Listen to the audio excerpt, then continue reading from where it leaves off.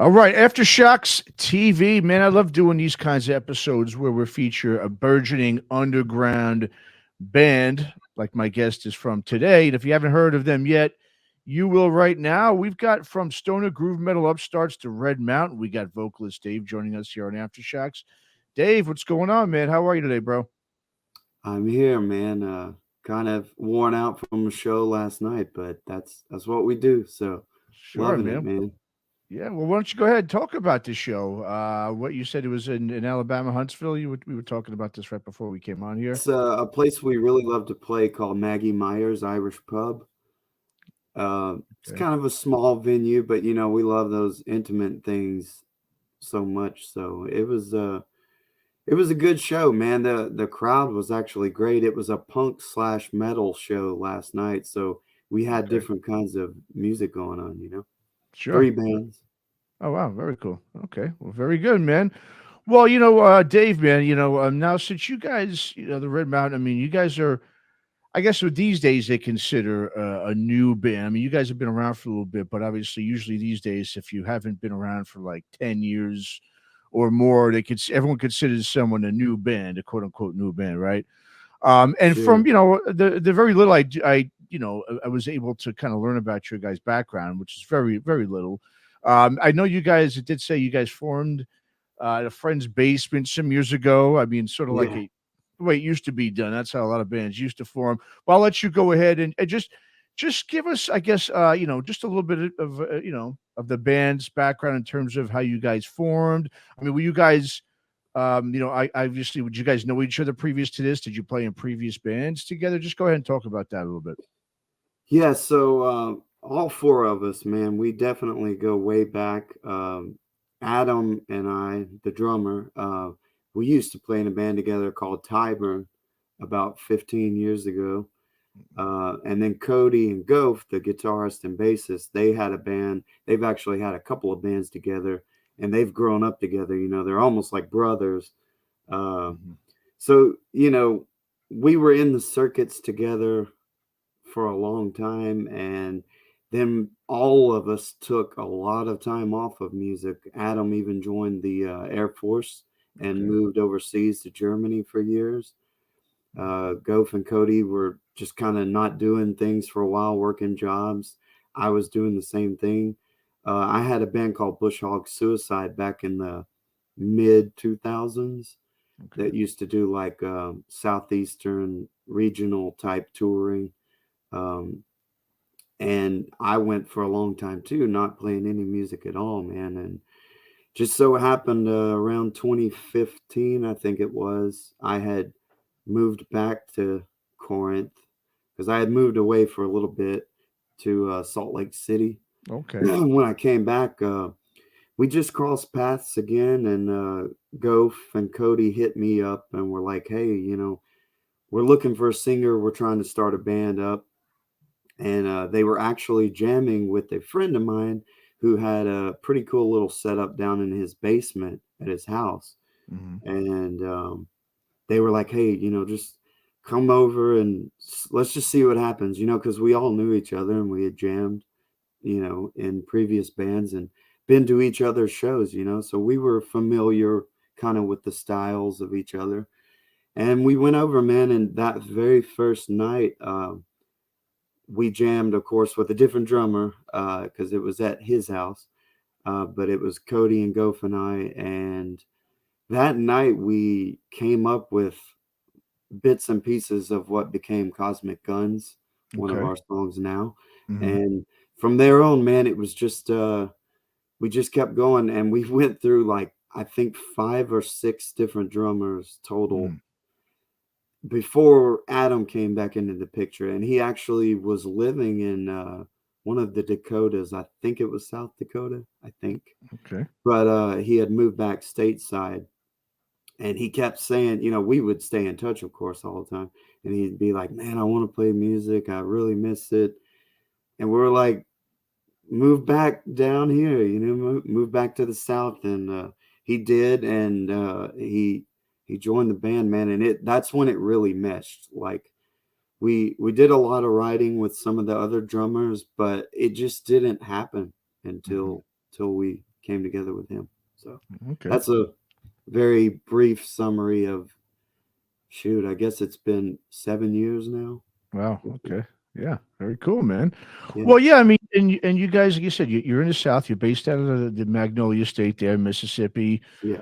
Historically, not really a place that a lot of people typically think of when they think of metal. I mean, I know probably the No. biggest band out of there probably is Three Doors Down, I believe, right? They're pretty much the heaviest, rock Yeah, band. they're one. Of course, Saving Abel is semi from Corinth. I Okay. grew up with Jason and Jared, and then most of the rest of their band is not from this area, but I think they kind of consider Corinth a home base too. So yeah, Okay. those two bands. There's probably more, but metal, which all of us in this band have been playing metal since we were kids. This isn't the greatest place to play metal, like Mhm. it's a very Bible Belt place, very conservative. But there are a lot of metalheads around here, it's just they're scattered and the scenes have kind of died off, especially since back when Adam and I used to jam in our old bands.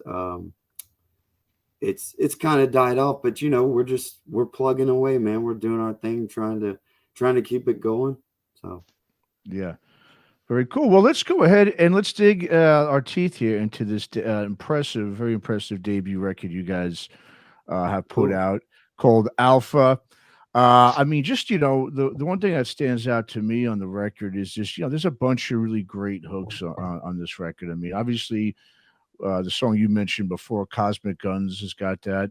Yeah. Sith, "The Color of Greed." Those to me, those three tracks just really have those catchy hooks, and like I like to say it has that staying power. It's one of those things where you're singing those songs after you hear them, it still sticks in your head. You're still kind of singing them, and it just doesn't go away, which is always the sign of a really good hook. And it's just one of those things when you could have great music, but if you don't got those hooks that connects the listener to the band, man, it's really just it just doesn't connect the same way that when you really have those strong, choruses and those riffs that really just hook the listener in. So I guess kind of give us a little bit of rundown on the recording of Alpha. I mean, was this was this songs that you guys had, you were mentioning earlier, obviously Cosmic Guns was one of the first songs that kind of, clicked with you guys when you guys started jamming. Have you been working on these songs since you guys formed? Was this sort of a pandemic thing like a lot of bands have put out? Just go ahead and talk about the record a little bit, you guys. Well, real quick, I'll just throw in, some of the backstory for a few of these songs.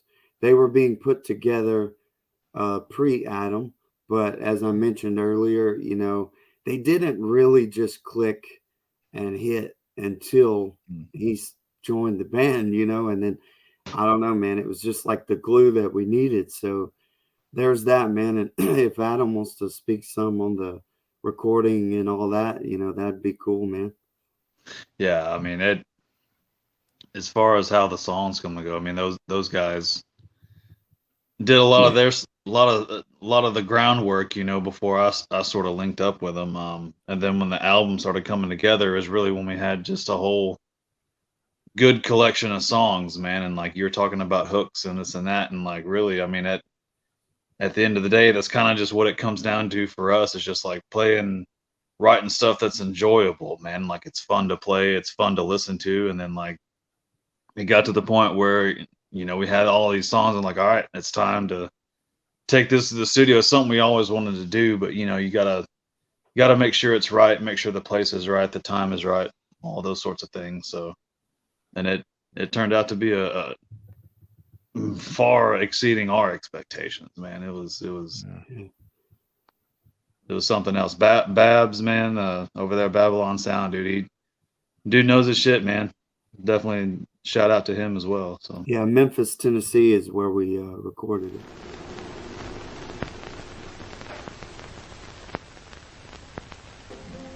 Greetings, my friend. We are all interested in the future, for that is where you and I are going to spend the rest of our lives. And remember, my friend, future events such as these will affect you in the future.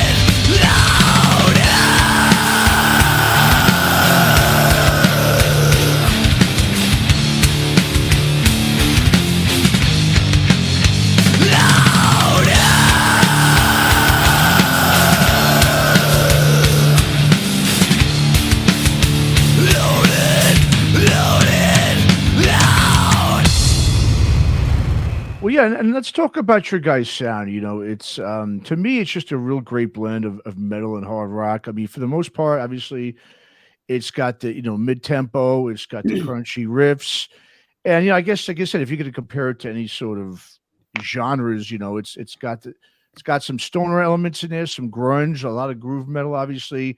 Which, and in my opinion, I mean, it's a sound that really reminds me of a lot of stuff that came out really in like the early '90s. And Yeah. I'm starting to really hear this sound coming out of really all these different regions here in the United States. I mean, there's a couple of bands Northeast that I've discovered that have this sound. Damn Your Eyes and Incognito Theory. I mean, there's just a bunch, and to me personally, it's one of my favorite styles of metal, if not my favorite. I love just the mid-tempo groovy stuff. That comes from obviously emanates from bands like Pantera and so forth. But I mean, what sound did you guys set out to, I guess, to extract when you really started getting, writing and getting to the studio? I mean, was it really intentional to put together a sound that you have now, or is this just kind of what happened when you guys kind of got together and jammed and just did it just kind of come out this way? I mean, talk about that a little bit. I would say it's a fluid thing mostly. This is just my opinion. They've been works in progress for a while. Quite a few of them we had played live way before we tracked anything. And so we would work out the kinks live sometimes and change things. It's kind of evolved the whole time. So I wouldn't personally say we set out to sound like anything, man. In fact, I sometimes I listen to our songs and I'm like, damn, each one kind of just sounds different from all the rest in their own way, Mm-hmm. So that's my opinion. What would you say, Adam? Yeah, I mean, pretty much just that. Like I said, everybody brings their own influences to the table, and Yeah. has and styles, and it's not, when we write something, there's a whole lot of like stuff thrown out on the table, stuff taken off the table, Yeah. this here and there throughout the whole process, and so a lot of it is just we're feeling a certain vibe for this one song. Maybe we just jam out something in our practice spot, and like we're just feeling this vibe, and then certain things come together and be like, all right, like that'll be like kind of one of those types of songs, and then like another night, maybe we're kind of just full of piss and vinegar, you know what I mean? And like we jam the fuck out one night, we're like, oh shit, like that's badass too. And so it's hard to say, we definitely didn't go. Number one is what we didn't want to do is go in there and say, oh, we want to do this kind of record. It has to be this way. It has to be this genre, whatever, it's like you said, you play what you enjoy. We write what you want to hear or whatever. And so that's pretty much all this was as far as the creativity side of it musically. Yeah, fantastic. Yeah. Well, and let's talk about, the track and the video you guys have for the song Cosmic Guns, which is guys fitting, like you said, since that's really the first song that you guys kind of came together for the band. It's got that groovy, kind of stoner vibe to it. Like I said, I mean, vocally, Dave, I love when bands, have the clean vocals, but during certain parts of the song, they get going with the harsher growls and sort of stuff. And you've got that obviously on this song and a lot of songs on the record. And, I think what's really great about your approach is, you don't overdo it either. I mean, I think that's something that, is important when, putting together these kind of tracks. I mean, you really know from listening just not only to the song Cosmic Guns, but really to the whole record, you really know how to balance really both of those styles well. Like you use the aggressive approach really where it needs to be and really where it fits instead of just kind of putting it all over the place. And to me is really one of the things I think that stands out. So is that something that you're aware of when you're approaching your vocals on the songs? I mean, talk I guess about as a vocalist how you go about approaching when to kind of get aggressive, when to maybe scale it back, and just sort of your approach when you're writing songs. Yeah, for me, man, it's literally the moment. A lot of ways that I kind of write is we'll jam and I'll mostly just have syllables and almost humming or just yelling, no words. The words kind of come after we've been working at it a little bit. So, but I don't know. I just I go by the vibe, man. The energy that's in the song, and sometimes, I feel like a clean vocal is necessary. And obviously, I've played heavy music in the past a lot, but with this, band, I definitely have the freedom to sing here and there, and I appreciate that. So I don't know, man. That's kind of a tough question because you really just go by the vibe, and the other three members are very important in that, like if they're playing just this nastiest riff beat song ever, you're not gonna probably sing like an angel over that. Sure. So Goff is very good at mixing in emotion in his riffs, and Cody's got a great groove, with the bass stuff. He's also a guitar player, by the way. So he's really good at mixing things with Goff. And of course, Adam is great at pulling it all together, but Adam's also great at like throwing out ideas for riffs and stuff. So, we all work together, and it's their energies too that help me figure out where to go vocally. Awesome. Okay. Well, now, you guys, you referred to something before in terms of really playing live, locally there in Mississippi. So, I mean, what you were saying is it's tough there. There's not a huge scene, as you were kind of talking about, in that particular, I guess, area in Corinth. But in terms of where you guys, like you said, you played in Huntsville last night. Where I guess, the thing about you guys is you kind of located pretty central to a lot of places you can kind of play, which is really cool. I mean, you got Nashville, doesn't seem like it's that far away. You're semi close, I guess, to New Orleans. I guess it's not that far, but you can make it. So what's your guys' strategy when it comes to playing shows? Is it mostly, within, like you said, you're a particular area? Are you able to go up into Tennessee and down to Louisiana, all parts of that region to play? I mean, what's your guys' approach to getting your music out there to the metal fans in that region? You want this one, Adam? Yeah, you sort of, I guess, in a way, you just sort of mushroom out. You build your solid. You hop over to Memphis. Memphis and Huntsville are probably our two closest, bigger towns venue-wise, to play. There's closer ones, but they just don't have anything going on. But yeah, I mean, we've done over the years now. I mean, we've played several shows in Memphis, several shows in Huntsville, a few in Tupelo that we can. And then as far that's pretty much our mainstays as far as our area goes. Now, of course, we played a lot of other shows far off, but the idea is to try to just sort of mushroom out. You build a strong base somewhere, and then you try to get it bigger and bigger and bigger. The more we play out in Huntsville, we went to Chattanooga one time, and so you go that way too. And now we're this year, I think we're going to try to get up towards Nashville a ways because we haven't played there yet. But that's just one of those other things. You just sort of push the envelope, push your territory outwards, slowly as people, want you to. Obviously, you can't just dive off into somewhere no one's heard of you before. It's probably not going to be very successful, but just sort of grow in that region that we're in, I guess you could say. Yeah.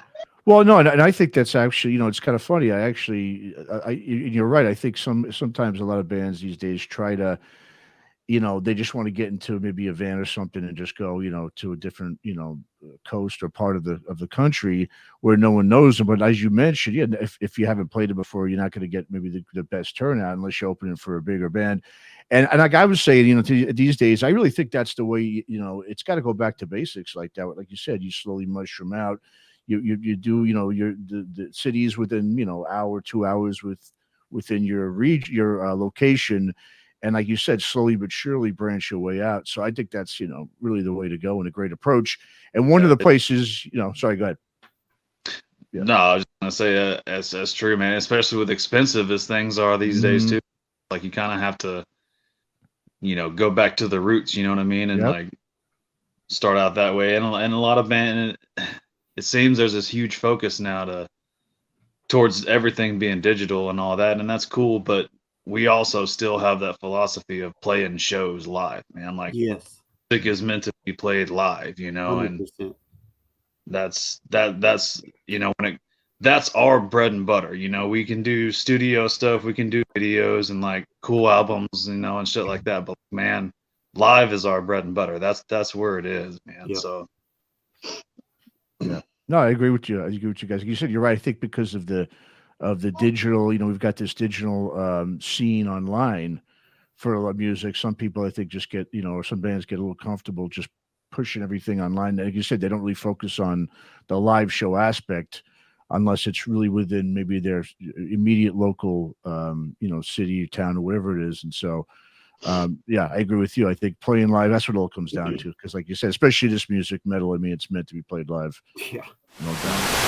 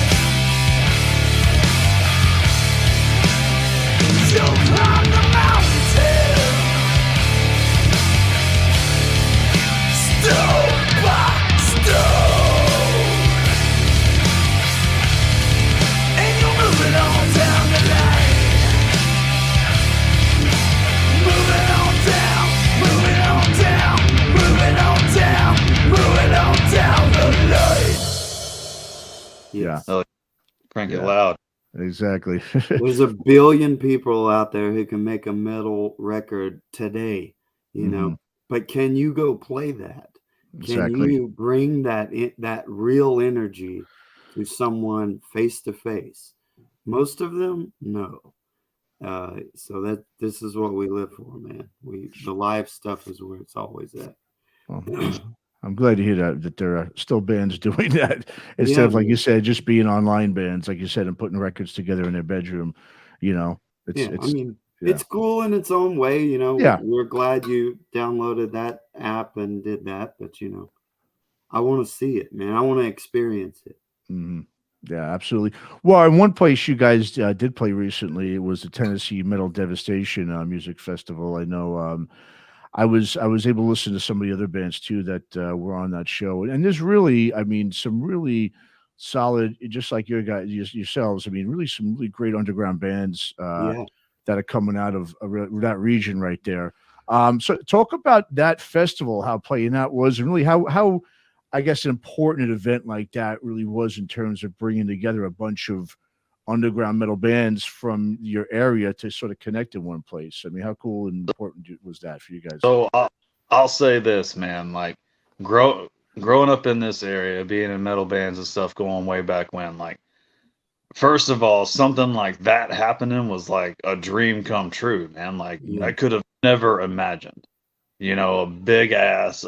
You know, of course, maybe you got people that want to throw some kind of a festival together, but you don't expect much, right? You show up, you thinking, okay, there'll probably be like 30 folks here or whatever. Man, this was like the craziest, biggest, most awesome freaking experience, man. Especially for this area, going this, like, you guys probably talked about before I came here, like this whole area used to be teeming with bands, man, and used to be all kinds of stuff. And those people are still there. They're still out there, so the fans and the demand is certainly still there, and that festival proved it, man. That was phenomenal.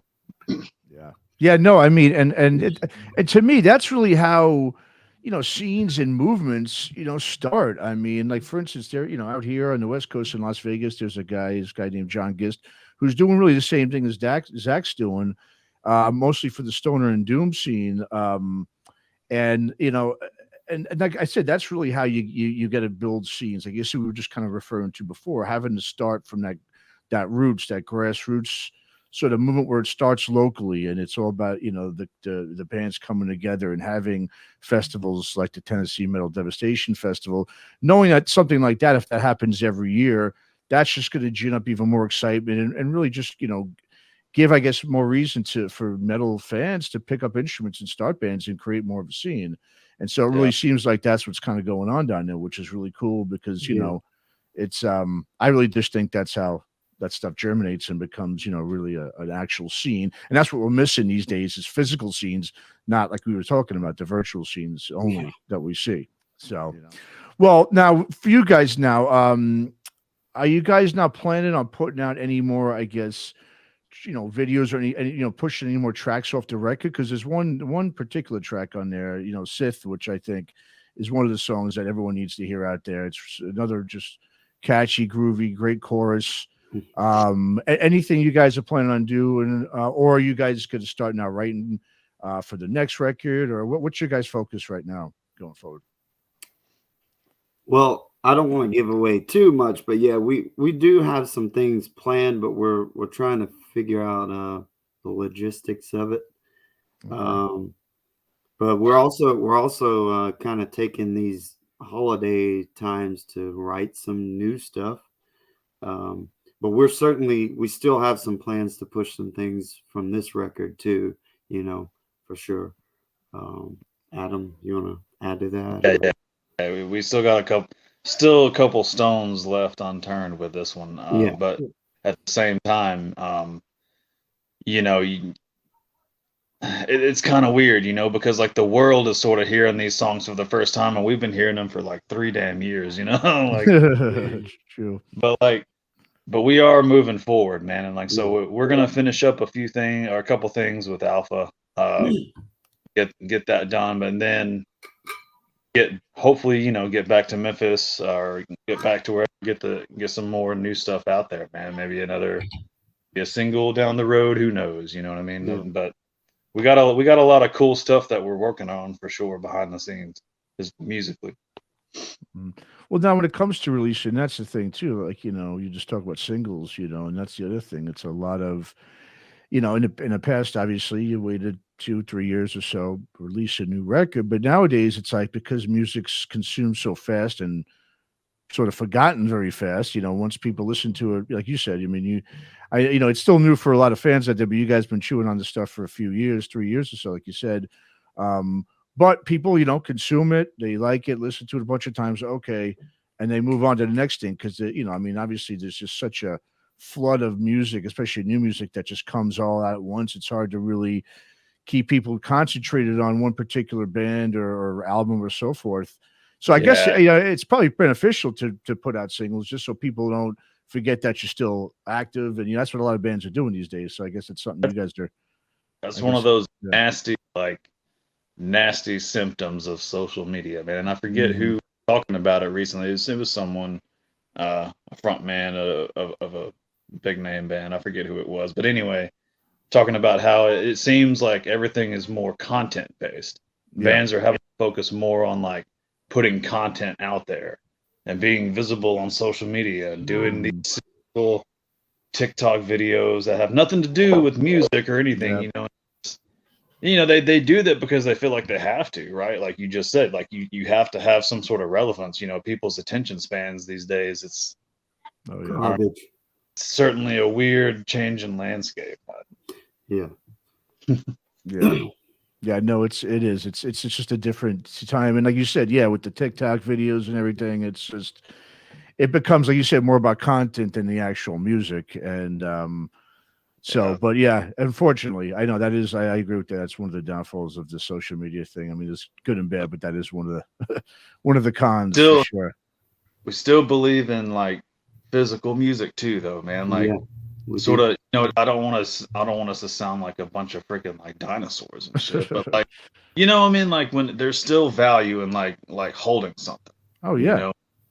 Having, a piece of music that you can go and listen to, whatever, man. Like if the screens went black, dude, like if you have a device, you can still play that. You know what I mean? Like there's still value and tangibility in our opinion. The artwork even, like to hold it in your hand and think, man, this guy from the West Coast, who's an amazing artist, he took time to draw and paint this stuff. Like it's easy to look at a digital thing online too and maybe think that, but to hold it in your hand is a whole different, ball of wax.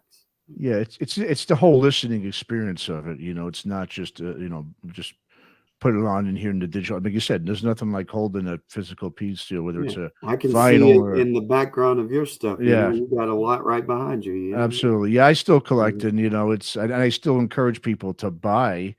Not only just for themselves, for the experience, because it is, there's nothing like it. You can't duplicate that with any sort of, streaming or anything, but also so that the bands can continue to go out, and still, be relevant and be active, because it's, if we push all the time on the show. It's like, if you're not buying music, you're not supporting bands or buying T-shirts or whatever it is, but I mean, when bands are on the road, they can't go on the road anymore if they're not, if it's going to cost them an arm and a leg, and they're going to come back, in the blue and not have any, spend money just to get out there. So it's just something that, it looks like it's happening down where you guys are. It really seems, like I said, it's that going back to the basics, as we've been talking about, playing local shows, buying, merchandise and buying records, and just supporting the scene and the bands the way it used to be done. And so, I mean, there's nothing like, and there's really, obviously there's nothing wrong with that. Like sometimes, you know what I mean? Sometimes things go off the rails and you have to go back to the basics, man. Like you have to go back to like what tried and true, and like what built this in the first place. And you're not, you could have the most talented dudes in your city, man, but if all you're doing, like we talked about already, is just sharing stuff digitally and this and that. Like, what's it all for? You know what I mean? Nothing. You go out on a Friday or Saturday and there's nothing happening. Mm-hmm. So yeah, dude. Yeah, absolutely. Yeah, but like I said, it's great to see that you guys are taking that old school approach. I love it.